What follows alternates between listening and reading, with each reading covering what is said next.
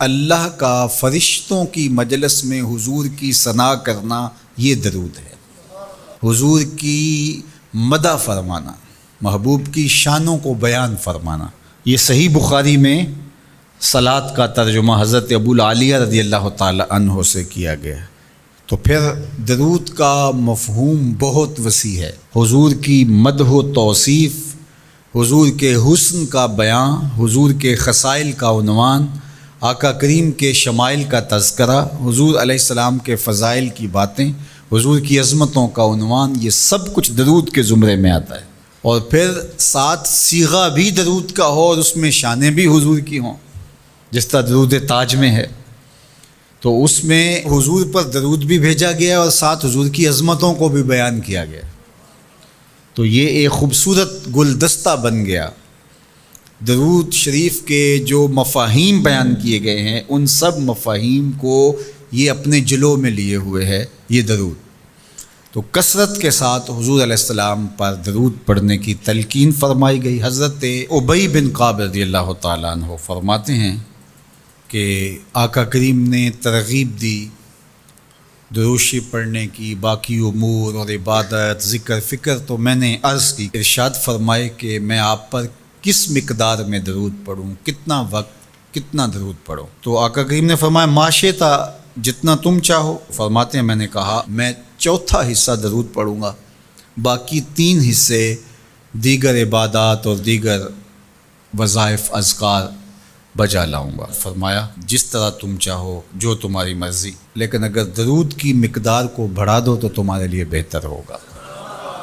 تو میں نے کہا النصفہ، میں آدھا وقت درود پڑھا کروں گا اور باقی چیزیں باقی آدھے وقت میں کروں گا۔ فرمایا جس طرح تم چاہو، لیکن اگر درود کی مقدار کو بڑھا دو تو تمہارے لیے بہتر ہوگا۔ میں نے کہا کہ حضور میں 2 حصے درود پڑھوں گا اور 1 حصہ باقی وظائف اوراد بجا لاؤں گا۔ فرمایا جیسے تمہارا دل چاہے، لیکن اگر تم درود کی مقدار کو بڑھا دو تو تمہارے لیے بہتر ہوگا۔ فرماتے ہیں میں نے کہا حضور میں پڑھوں گا ہی درود، سارا وقت میں آپ پہ درود ہی پڑھتا رہوں گا۔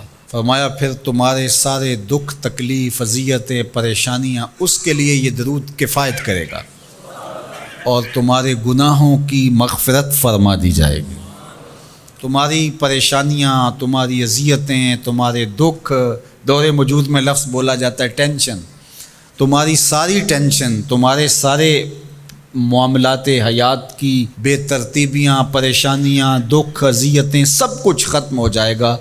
درود سب دردوں کا مداوع ہو جائے گا، سب دکھوں کا علاج ہو جائے گا، سب پریشانیوں کا حل ہوگا، سب مصیبتوں کا مداوع بن جائے گا، اور ساتھ ساتھ تمہارے گناہ بھی بخش دیے جائیں گے۔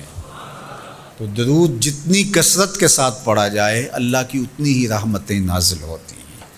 تو باقی وظیفے، باقی اوراد، وہ بھی فضل و شرف والے ہیں، لیکن حضور نے فرمایا کہ پھر تمہارے لیے درود ہی کافی ہو جائے گا۔ اللہ اکبر۔ فرمایا جو میرے اوپر 1 مرتبہ درود بھیجتا ہے، اللہ اس پر 10 رحمتوں کا نزول فرماتا ہے۔ اور ایک حدیث میں آیا جو 1 مرتبہ میرے اوپر درود بھیجتا ہے، اللہ اس کے 10 گناہ معاف کرتا ہے، 10 درجے بلند کرتا ہے اور 10 رحمتوں کا نزول فرماتا ہے۔ تو درود پڑھا حضور پہ کام اپنا بن رہا ہے۔ تو درود پڑھنے سے انسان کا باطن سنورتا ہے، اندر پاکیزگی نصیب ہوتی ہے، گناہ دھلتے ہیں، عیب دھلتے ہیں، پریشانیاں ختم ہوتی ہیں، مصیبتیں، آلام، مصائب، دکھ، ٹینشن، پریشانی، جو کچھ بھی ہے یہ ختم ہوتا ہے، اور درود پرسکون بنا دیتا ہے انسان کو۔ راحت بخش ہے وظیفہ، سرور انگیز ہے یہ وظیفہ، نور بیز ہے یہ وظیفہ، ماحول میں شگفتگی پیدا کر دیتا ہے۔ اگر درود شریف پڑھو گے تو تمہاری بہت ساری پریشانیاں ختم ہو جائیں گی، تمہارے دکھوں کا مداوع ہوگا، تم ریلیکس ہو جاؤ گے درود پڑھنے۔ یہ درود شریف کی برکات ہیں۔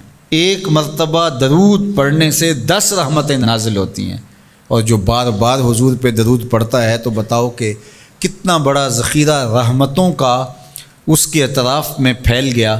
تو اس لیے کثرت کے ساتھ درود پڑھنا چاہیے۔ حضور علیہ السلام نے یہ بھی ارشاد فرمایا کہ جو میرے اوپر درود پڑھتا ہے، میرے اوپر لازم ہے کہ میں اس کی شفاعت کروں گا۔ شفاعت رسول کے حصول کا ذریعہ درود بنتا ہے، چونکہ ہمارا آسرا ہی حضور کی شفاعت ہے۔ وہ دامن شفاعت کھولیں گے تو ہم گناہ گاروں کا کام بنے گا، اور وہ نصیب کیسے ہوگی حضور علیہ السلام کی شفاعت؟ کثرت درود سے۔ یہ بھی ارشاد فرمایا آقا کریم نے، قیامت کے دن میرے سب سے زیادہ قریب وہ ہوگا جو کثرت کے ساتھ میرے اوپر درود پڑھنے والا ہوگا۔ تو حضور کی قربت کا ذریعہ بھی درود ہے۔